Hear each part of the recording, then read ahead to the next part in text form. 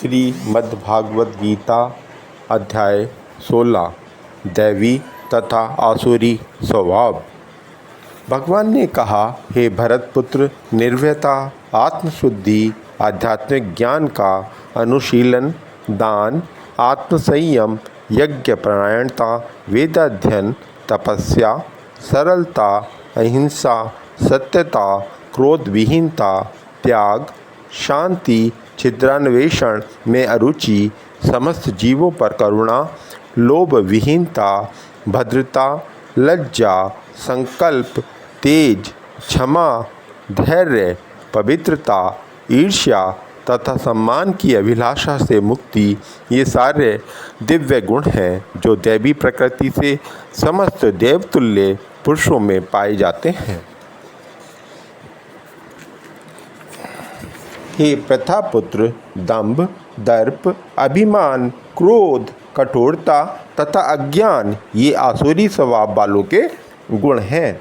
दिव्य गुण मोक्ष के लिए अनुकूल है और आसुरी गुण बंधन दिलाने के लिए है। हे पांडुपुत्र, तुम चिंता मत करो, क्योंकि तुम दैवी गुणों से युक्त होकर जन्मे हो। हे प्रथापुत्र, इस संसार में सृजित प्राणी दो प्रकार के हैं, दैवी तथा आसुरी। मैं पहले ही विस्तार से तुम्हें दैवी गुण बतला चुका हूँ। अब मुझसे आसुरी गुणों के विषय में सुनो।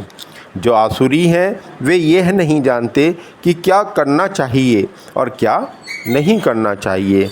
उनमें ना तो पवित्रता, ना उचित आचरण और ना ही सत्य पाया जाता है। वे कहते हैं कि यह जगत मिथ्या है, इसका कोई आधार नहीं है और इसका नियमन किसी ईश्वर द्वारा नहीं होता। उनका कहना है कि यह कामेच्छा से उत्पन्न होता है और काम के अतिरिक्त कोई अन्य कारण नहीं है। ऐसे निष्कर्षों का अनुगमन करते हुए आसुरी लोग, जिन्होंने आत्मज्ञान खो दिया है और जो बुद्धिहीन हैं, ऐसे अनुपयोगी एवं व्यापक कार्यों में प्रवृत्त होते हैं जो संसार का विनाश करने के लिए होता है। कभी ना संतुष्ट होने वाले काम का आशय लेकर तथा गर्व के मद एवं मिथ्या प्रतिष्ठा में डूबे हुए आसुरी लोग इस तरह मोहग्रस्त होकर सदैव क्षणभंगुर वस्तुओं के द्वारा अपवित्र कर्म का व्रत लिए रहते हैं। उनका विश्वास है कि इंद्रियों की तुष्टि ही मानव सभ्यता की मूल आवश्यकता है। इस प्रकार मरण काल तक उनको अपार चिंता होती रहती है। वे लाखों इच्छाओं के जाल में बंधकर और काम और क्रोध में लीन होकर इंद्रिय तृप्ति के लिए अवैध ढंग से धन संग्रह करते हैं। आसुरी व्यक्ति सोचता है, आज मेरे पास इतना धन है और अपनी योजनाओं से मैं और अधिक धन कमाऊंगा। इस प्रकार मेरे पास इतना है, किंतु भविष्य में यह बढ़कर और अधिक हो जाएगा।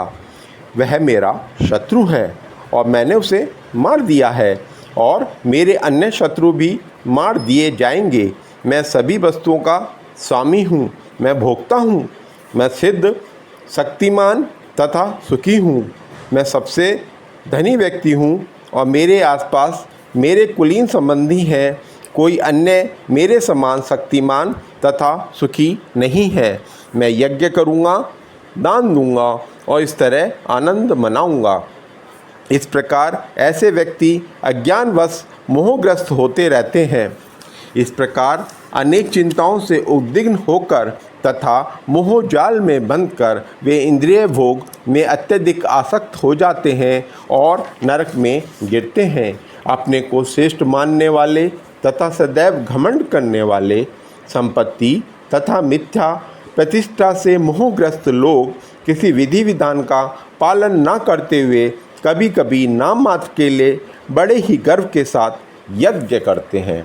मिथ्या अहंकार, बल, दर्प, काम तथा क्रोध से मोहित होकर आसुरी व्यक्ति अपने शरीर में तथा अन्यों के शरीर में स्थित भगवान से ईर्ष्या और वास्तविक धर्म की निंदा करने लगते हैं। जो लोग ईर्ष्यालु तथा क्रूर हैं और नराधम हैं, उन्हें मैं निरंतर विभिन्न आसुरी योनियों में भवसागर में डालता रहता हूँ। हे कुंती पुत्र, ऐसे व्यक्ति आसुरी योनि में बारंबार जन्म ग्रहण करते हुए कभी भी मुझ तक नहीं पहुंच पाते हैं। वे धीरे धीरे अत्यंत अधम गति को प्राप्त होते हैं। इस नरक के 3 द्वार हैं, काम, क्रोध तथा लोभ। प्रत्येक बुद्धिमान व्यक्ति को चाहिए कि इन्हें त्याग दे, क्योंकि इनमें आत्मा का पतन होता है। हे कुंती पुत्र, जो व्यक्ति इन 3 नरक द्वारों से बच जाता है वह आत्म साक्षात्कार के लिए कल्याणकारी कार्य करता है और इस प्रकार क्रमशः परम गति को प्राप्त होता है। जो शास्त्रों के आदेशों की अवहेलना करता है और मनमाने ढंग से कार्य करता है, उसे ना तो सिद्धि, ना सुख, ना ही परम गति की प्राप्ति होती है। अतएव मनुष्य को यह जानना चाहिए कि शास्त्रों के विधान के अनुसार क्या कर्तव्य है और क्या अकर्तव्य है। उसे ऐसे विधि विधानों को जानकर कर्म करना चाहिए जिससे वह क्रमशः ऊपर उठ सके। श्रीमद्भागवत गीता के 16वें अध्याय दैवी तथा आसुरी स्वभाव का भक्ति वेदांत पूर्ण हुआ। हे भक्तजनों, आपसे सविनम्र अनुरोध है, इस गीता ज्ञान को अपने तक ही ना रखें, अपने सगे संबंधियों मित्रों को साथ भी शेयर करें और इस चैनल को सब्सक्राइब करते हुए लाइक एवं कमेंट में जय श्री कृष्ण लिखना ना भूलें। आप सभी